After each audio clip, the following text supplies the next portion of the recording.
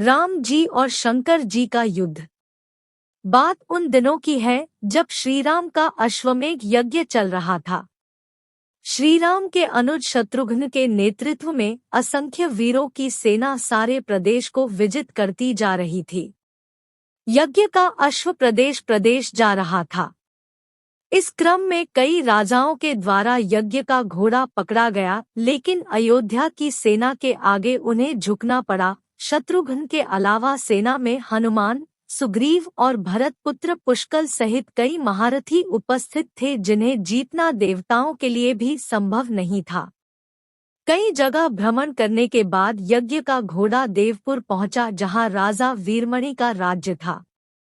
राजा वीरमणि अति धर्मनिष्ठ तथा श्रीराम एवं महादेव के अनन्य भक्त थे। उनके दो पुत्र रुक्मांगद और शुभंगद वीरों में श्रेष्ठ थे।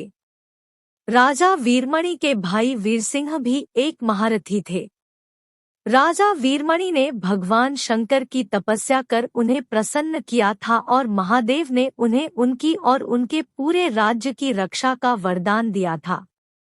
महादेव के द्वारा रक्षित होने के कारण कोई भी उनके राज्य पर आक्रमण करने का साहस नहीं करता था।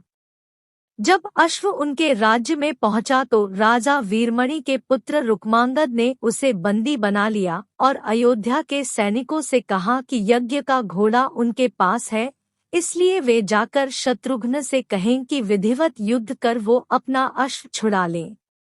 जब रुक्मांगद ने ये सूचना अपने पिता को दी तो वो बड़े चिंतित हुए और अपने पुत्र से कहा कि अनजाने में तुम श्रीराम के यज्ञ का घोड़ा पकड़ लिया है। श्रीराम हमारे मित्र हैं और उनसे शत्रुता करने का कोई औचित्य नहीं है, इसलिए तुम यज्ञ का घोड़ा वापस लौटा आओ।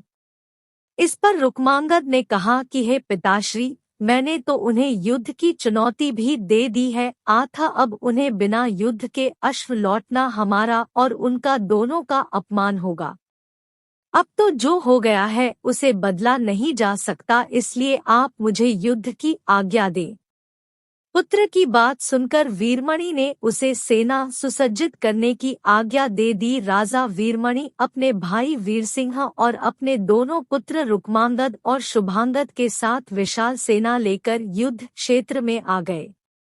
इधर जब शत्रुघ्न को सूचना मिली कि उनके यज्ञ का घोड़ा बंदी बना लिया गया है, तो वो बहुत क्रोधित हुए एवं अपनी पूरी सेना के साथ युद्ध के लिए युद्ध क्षेत्र में आ गए।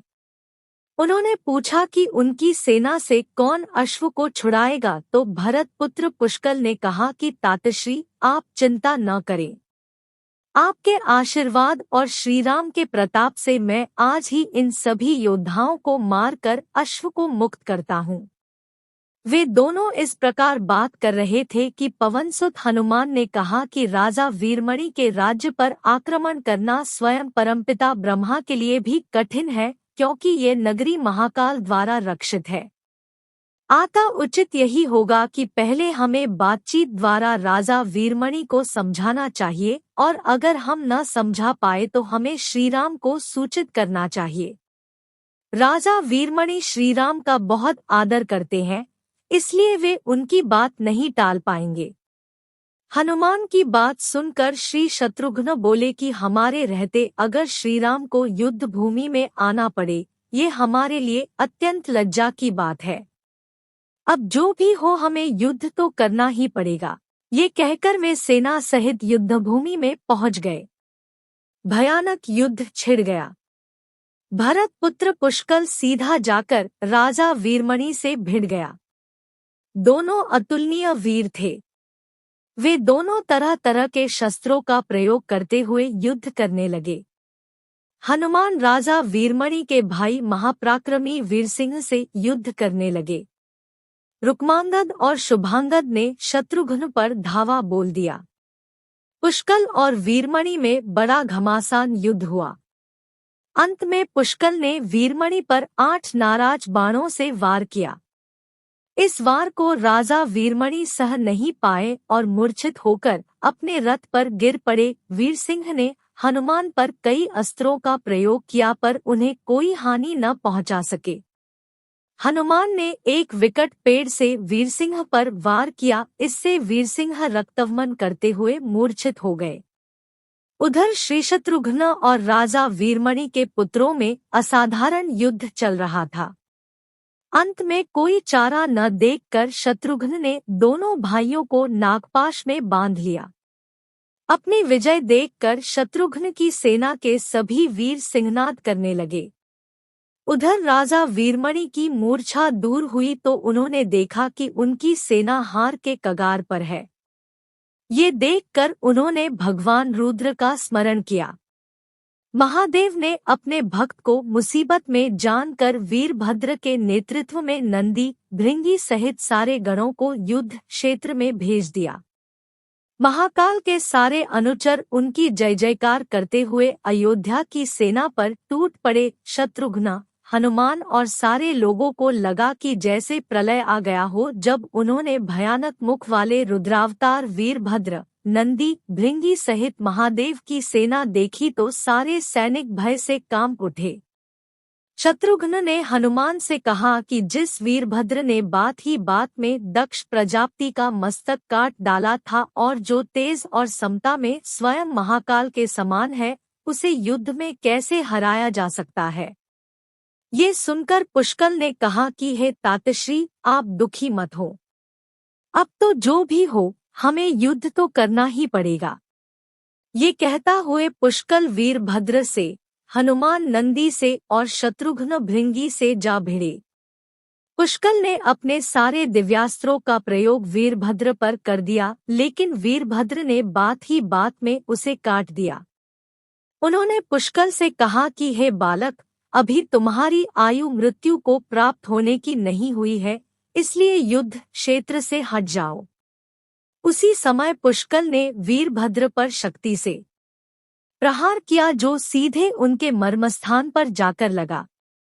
इसके बाद वीरभद्र ने क्रोध से थर्राते हुए एक त्रिशूल से पुष्कल का मस्तक काट लिया और भयानक सिंहनाद किया।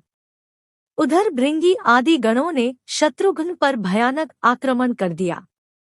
अंत में भृंगी ने महादेव के दिए पाश में शत्रुघ्न को बांध दिया। हनुमान अपनी पूरी शक्ति से नंदी से युद्ध कर रहे थे। उन दोनों ने ऐसा युद्ध किया जैसा पहले किसी ने नहीं किया था। दोनों श्रीराम के भक्त थे और महादेव के तेज से उत्पन्न हुए थे। काफी देर लड़ने के बाद कोई और उपाय न देखकर नंदी ने शिवास्त्र का प्रयोग कर हनुमान को पराभूत कर दिया। अयोध्या के सेना की हार देखकर राजा वीरमणि की सेना में जबरदस्त उत्साह आ गया और वे बाकी बचे सैनिकों पर टूट पड़े। ये देखकर हनुमान ने शत्रुघ्न से कहा कि मैंने आपसे पहले ही कहा था कि ये नगरी महाकाल द्वारा रक्षित है, लेकिन आपने मेरी बात नहीं मानी। अब इस संकट से बचाव का एक ही उपाय है कि हम सब श्रीराम को याद करें। ऐसा सुनते ही सारे सैनिक शत्रुघ्न, पुष्कल एवं हनुमान सहित श्रीराम को याद करने लगे। अपने भक्तों की पुकार सुनकर श्रीराम तत्काल ही लक्ष्मण और भरत के साथ वहां आ गए। अपने प्रभु को आया देख सभी हर्षित हो गए एवं सबको ये विश्वास हो गया कि अब हमारी विजय निश्चित है। श्रीराम के आने पर जैसे पूरी सेना में प्राण का संचार हो गया। श्रीराम ने सबसे पहले शत्रुघ्न को मुक्त कराया और उधर लक्ष्मण ने हनुमान को मुक्त करा दिया। जब श्रीराम, लक्ष्मण और भरत ने देखा कि पुष्कल मृत्यु को प्राप्त हो चुके हैं, तो उन्हें बड़ा दुख हुआ। भरत तो शोक में मूर्छित हो गए। श्रीराम ने क्रोध में आकर वीरभद्र से कहा कि तुमने जिस प्रकार पुष्कल का वध किया है, उसी प्रकार अब अपने जीवन का भी अंत समझो। ऐसा कहते हुए श्रीराम ने सारी सेना के साथ शिवगणों पर धावा बोल दिया। जल्द ही उन्हें ये पता चल गया कि शिवगणों पर साधारण अस्त्र बेकार है, इसलिए उन्होंने महर्षि विश्वामित्र द्वारा प्रदान किए दिव्यास्त्रों से वीरभद्र और नंदी सहित सारी सेना को विदीर्ण कर दिया। श्रीराम के प्रताप से पार न पाते हुए सारे गणों ने एक स्वर में महादेव का आह्वान करना शुरू कर दिया।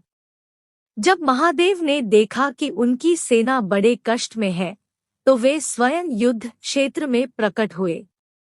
इस अद्भुत दृश्य को देखने के लिए परमपिता ब्रह्मा सहित सारे देवता आकाश में स्थित हो गए। जब महाकाल ने युद्ध क्षेत्र में प्रवेश किया तो उनके तेज से श्रीराम की सारी सेना मूर्छित हो गई। जब श्रीराम ने देखा कि स्वयं महादेव रणक्षेत्र में आए हैं, तो उन्होंने शस्त्र का त्याग कर भगवान रुद्र को दंडवत प्रणाम किया एवं उनकी स्तुति की। उन्होंने महाकाल की स्तुति करते हुए कहा कि हे सारे ब्रह्मांड के स्वामी, आपके ही प्रताप से मैंने महापराक्रमी रावण का वध किया। आप स्वयं ज्योतिर्लिंग में रामेश्वरम में पधारे। हमारा जो भी बल है वो भी आपके आशीर्वाद के फलस्वरूप ही है। ये जो अश्वमेघ यज्ञ मैंने किया है वो भी आपकी ही इच्छा से ही हो रहा है, इसलिए हम पर कृपा करे और इस युद्ध का अंत करें। ये सुनकर भगवान रुद्र बोले कि हे राम, आप स्वयं विष्णु के दूसरे रूप हैं, मेरी आपसे युद्ध करने की कोई इच्छा नहीं है, फिर भी मैंने अपने भक्त वीरमणि को उसकी रक्षा का वरदान दिया है, इसलिए मैं इस युद्ध से पीछे नहीं हट सकता। आथा संकोच छोड़कर आप युद्ध करें। श्रीराम ने इसे महाकाल की आज्ञा मानकर युद्ध करना शुरू किया। दोनों में महान युद्ध छिड़ गया, जिसे देखने देवता लोग आकाश में स्थित हो गए।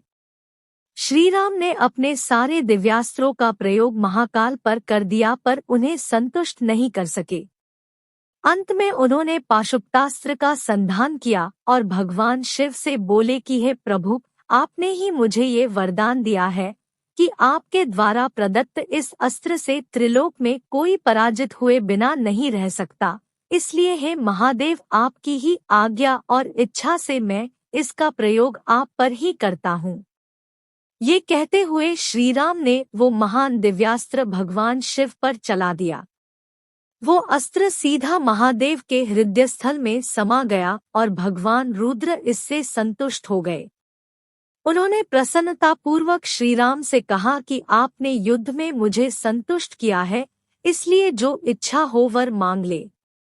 इस पर श्रीराम ने कहा कि हे भगवान, यहाँ इस युद्ध क्षेत्र में भ्राता भरत के पुत्र पुष्कल के साथ असंख्य योद्धा वीरगति को प्राप्त हो गए हैं, उन्हें कृपया जीवन दान दीजिए। महादेव ने मुस्कुराते हुए तथास्तु कहा और पुष्कल समेत दोनों ओर के सारे योद्धाओं को जीवित कर दिया।